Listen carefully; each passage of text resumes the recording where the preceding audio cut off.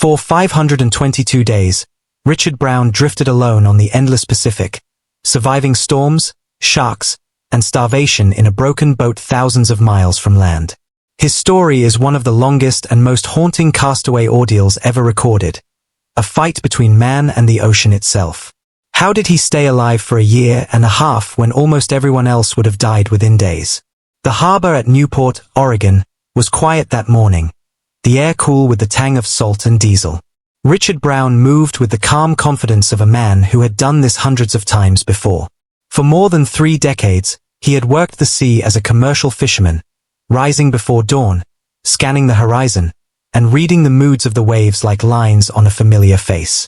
The vessel waiting at the dock was nothing remarkable, a 24-foot fiberglass craft with peeling paint and a deck weathered by countless trips, but to Richard it was a trusted companion. He checked the lines twice, then turned his attention to the supplies stacked neatly on the stern. Coils of rope, tackle boxes, bait buckets, a cooler of ice, and provisions for the week ahead. His companion for this trip, a younger deckhand named Aaron, worked alongside him, still full of the kind of energy and impatience Richard remembered having when he was 20 years old.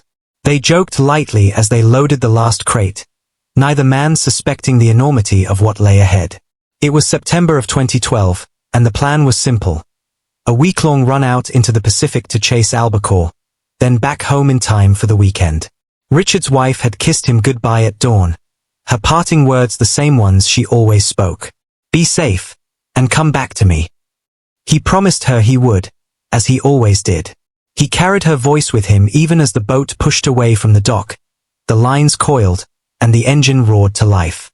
The harbor shrank behind them, the town falling into the mist, replaced by the endless rhythm of waves.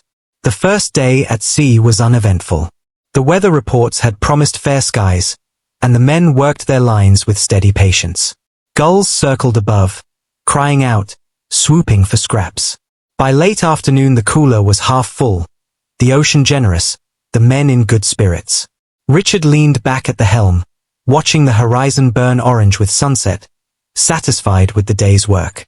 But the ocean is a master of disguise, and its moods can turn faster than a man's breath. That evening, while Aaron cooked fish over a small propane stove, Richard noticed the subtle shift in the wind. It came colder, sharper, with the kind of edge that set a veteran's teeth on edge.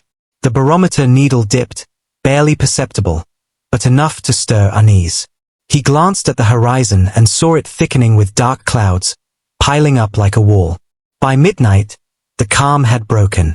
The first gusts slammed into the vessel, tearing loose a torp and sending it whipping into the black sky. Rain came in sheets, blinding and relentless, driven sideways by winds that howled like a freight train. Richard wrestled the wheel, fighting to keep the bow into the waves, but each swell rose higher than the last, towering walls of water 30 feet tall, crashing down with bone-shaking force. The boat groaned, every nail and plank straining under the ocean's assault. Aaron clung to the rail, pale and wide-eyed, his youthful bravado stripped away in minutes. Lightning clawed the heavens, turning night into a violent strobe of white, followed instantly by thunder so loud it rattled their teeth. The engine sputtered, choked, and died, leaving them at the mercy of wind and wave. They were tossed like driftwood, powerless against the storm's fury. Richard barked orders, voice hoarse above the roar, tying down what they could, securing the last of their supplies, knowing even as he worked that much was already lost. Hours blurred together, a nightmare of cold and noise and fear. By dawn, the storm had passed, leaving a sea of broken swells and a boat that was little more than a crippled hull. The radio antenna was gone, snapped clean by the wind. The fuel tanks had flooded. The deck was stripped bare of half their gear. They drifted, stunned, exhausted, in silence. Richard stared at the horizon, knowing the coast was now a memory, swallowed beyond clouds and distance. His instincts told him what he didn't want to say aloud. They were no longer fishermen on a week-long trip. They were castaways, adrift in the largest wilderness on Earth. The first days of drift were manageable, or at least survivable. They still had the cooler of fish, some bags of rice, a few gallons of fresh water.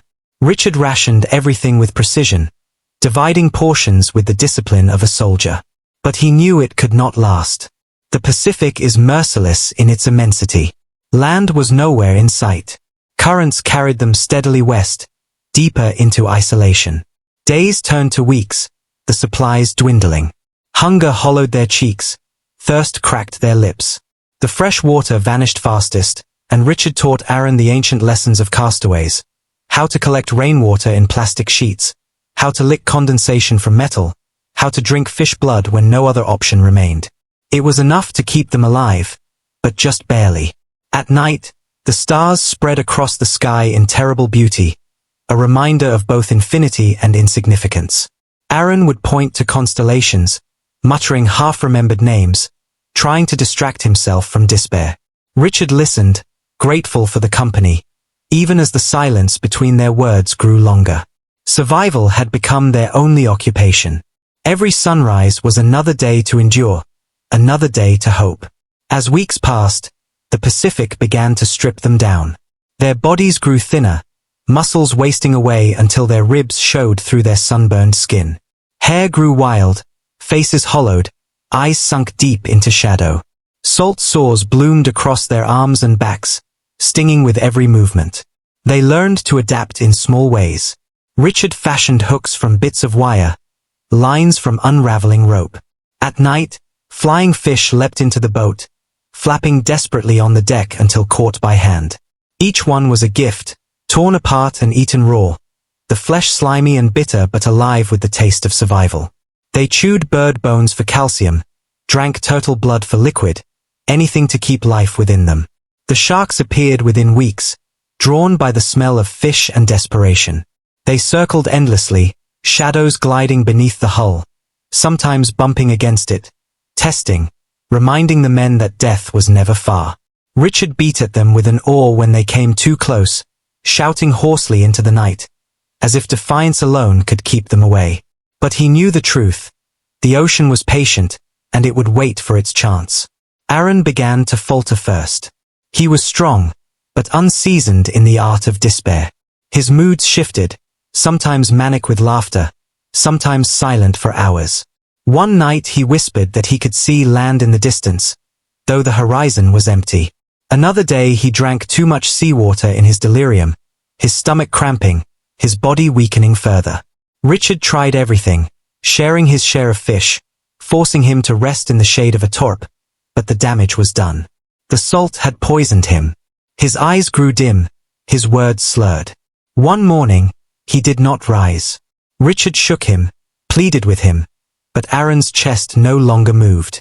The silence that followed was unbearable. Richard held the body, whispering prayers, then slid it gently into the sea. The sharks appeared within minutes, dark fins slicing through the water. He turned away, unable to watch, but the sound of splashing stayed with him for days. Now he was alone. The Pacific stretched around him, endless and merciless. The notches he carved into the side of the boat blurred together, time losing its meaning. Alone, Richard settled into ritual. Each morning he scanned the horizon. Each afternoon he repaired what the sea had damaged.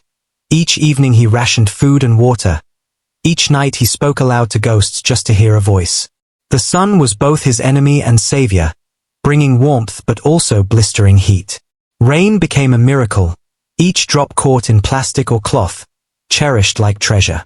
His hands cracked and bled, his lips split until they dripped crimson, but he endured. Storms came and went, tossing him across the waves, breaking oars, tearing tarps, but he survived each one. Once, a rogue wave flipped the boat, casting him into black water. He clawed his way back, clinging to the hull, muscles burning, lungs screaming. Another time a shark rammed the side, knocking him against the gunwale so hard he thought his ribs had broken. Still, he fought, screaming at the beast until it sank back into the depths. The loneliness was worse than hunger, worse than thirst. Richard spoke to the stars, to God, to the ocean itself, begging for mercy, bargaining with fate. Sometimes he hallucinated, seeing his wife's face, hearing her voice in the wind. Other times he imagined Aaron still beside him, speaking softly, laughing at old jokes. These illusions comforted him, then crushed him when they faded. Yet through it all, he endured. Every sunrise brought despair, but also defiance. He was still alive. He would not give the ocean the satisfaction of surrender. By the time the first year passed, his boat was more skeleton than vessel, patched with scraps, tied together with rope and willpower. His body was the same, bones wrapped in weathered skin, eyes sharp with hunger, but still burning with life. He did not know how many more days he could last. He only knew he had already lasted far longer than anyone thought possible. Alone, Richard stopped counting weeks and started measuring the world by the ocean's habits. Dawn came as a soft breathing, swells rising and falling like a chest. Noon arrived as a blade, light striking the water so hard it sounded metallic. Evening lowered a mauve hush until the boat creaked like an animal settling to sleep. He scratched tallies into a rib under the gunwale until the wood bristled like stubble, then switched to memory because numbers no longer meant anything. Survival meant rhythm. He carved his days into stations. The bow was the waterworks, Torp stretched into a shallow rain shelf with a braided drip line feeding 2 scavenged bottles. The middeck was the galley, cooler lid for a table, fillet knife wrapped in cloth, twine spooled from the anchor rode, hooks bent from broken swivels. The stern was the chapel, an upturned bucket where he sat at sunset speaking to the boy the sea had taken and to the woman who waited on a shore he refused to let fade. He kept ceremony because ceremony kept him. Food came like weather, unannounced, uneven, all that mattered. Nights when the moon was thin, flying fish hurled themselves into the boat in tapping bursts that woke him from shallow sleep. He caught them by feel, murmuring thanks, cleaned them with rainwater, and chewed slowly to trick his body into believing each bite was a meal. Daylight brought quick silver flickers under the hull. He learned the patience of a heron and jerked the line the instant a bonito mouthed the bait. Once a booby landed on the rail and blinked at him. He kept still until its head turned away, then snared it with the towel and whispered "I am sorry" as he worked. He never killed without speaking first. He could not remember when he had started doing that. Only that it kept something human inside him. The sea taught him grammar. A long, slow heave from the west meant weather 300 miles away. 3 chop cuts from the southeast warned of trades building. A cucumber scent meant dolphins. When dolphins stitched the water with their leaps, something inside him untied. They escorted him like outriders and, for a few minutes, the world had witnesses. He laughed the first time a calf rolled to show its eye. "You see me," he said, voice rusty with disuse, and in answering his own thought he remembered he still had one. Storms reset everything. The worst came like a slammed door, wind punching flat water into knives, horizon erased, rain hitting his face like 1,000 cold coins. He tied the painter around his waist and rode the boat as it reared and plunged, the bow burying, exploding, burying again until the night blurred into salt and noise. A breaker slapped the hull broadside and flipped him into black water so fast the sky was suddenly underneath. He surfaced gagging, clawed along the overturned belly, found the keel like a spine, levered his weight, cussed, prayed, and won. When the squall blew itself empty, he lay belly down on the deck and shook like a motor that wouldn't catch. Morning was accounting, Torp gone, lashings snapped, a gash along the starboard quarter, 2 bottles sacrificed to the dark. "The sea takes a toll," he muttered, and set about paying it. He stitched Torp with monofilament and a hook ground dull, pressed epoxy into the wound, built a drogue from knotted rope so the bow would keep its face into the swell. Failure, he learned, was a tool. Each break taught him how to mend. Heat became a second tide. On still days the boat made house sounds, clicks, ticks, a slow settling, while the sun drove needles into his scalp. He rationed movement, lay in slivered shade, and watched the far water boil when predators pushed bait to the surface. Without wind, smells pooled, fish, wet rope, the tin-sweet scent of rust, his own sourness. He drank in sips, always leaving a little, because leaving a little meant believing in later. Hallucinations padded in on soft feet. Bells from a harbor he couldn't name. A green mountain with white on its shoulders.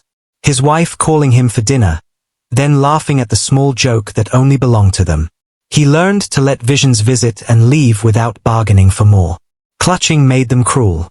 Acceptance let them be kind. Twice, ships. Once a freighter slid across the horizon like a moving continent, its hull so big it had weather of its own. He stood on the bow and scythed the sun with a mylar strip, waving until his shoulder burned, shouting until his voice frayed. A white dot on the bridge, was it a cap? Tilted, and then the ship turned indifferent steel and went on, its wake lifting his boat and setting it down with the finality of a door closing in another room. He slept a day afterward, spent as if grief were labor. The second time, a longliner ghosted past at dusk, deck lights a ladder toward heaven. He heard men talking. He answered in a voice too small for the wind and watched the ladder drift away. That night he wrote on his phone, which still lived by grace of the sun, I am not a ghost. Sharks learned his schedule. A thick-shouldered bull began to cruise late afternoons, bumping the hull, testing. He named it Det. When Det tore a float line and spilled a full bottle of rain back into the sea, rage rose clean and bright. He braced his feet and drove the gaff point into the hard space between its eyes. The shark veered and, for a week, left him alone. Naming things and talking to them kept anger from turning to rot. He discovered this accidentally, then kept doing it like flossing, a tiny habit that saved a larger part. He made holidays from tasks. Today, double the water line, tie knots he could count in the dark. Tomorrow, oil the bilge pump and sing a bar song while the handle clacked. The day after, exercise until the boat rocked with his breath. Push-ups slow as prayer, squats in sets counted past comfort. Ritual made a spine for days that tried to puddle into one.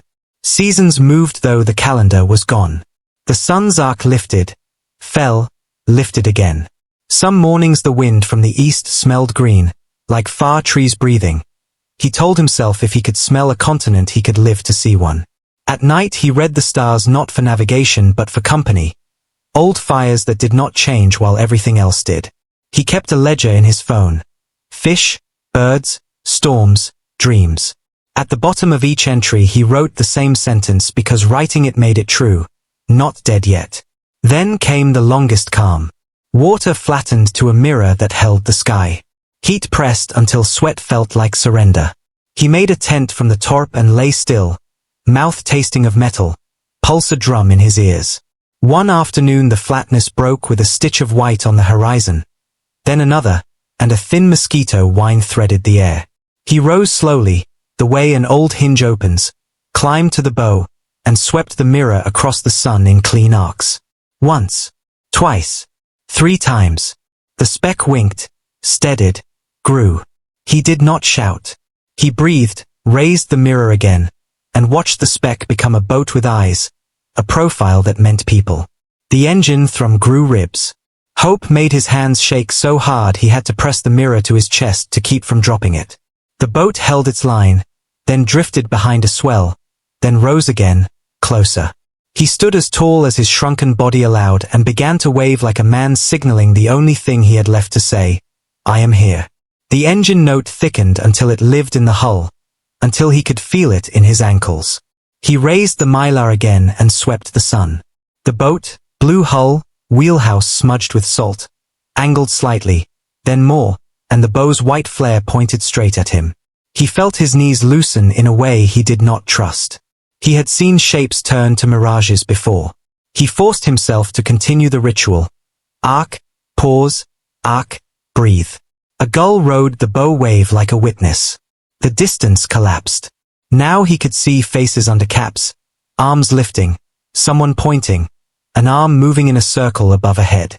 He answered without thinking, the old language of decks returning all at once.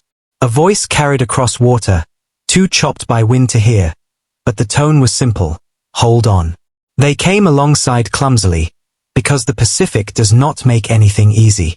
A line arced and slapped the water. He missed it the first time because his hands trembled. The second throw found him. He made a bowline on the cleat by muscle memory and felt something flood him. Competence, belonging, the opposite of drift. Men leaned out with boat hooks, steadying the bump of hulls.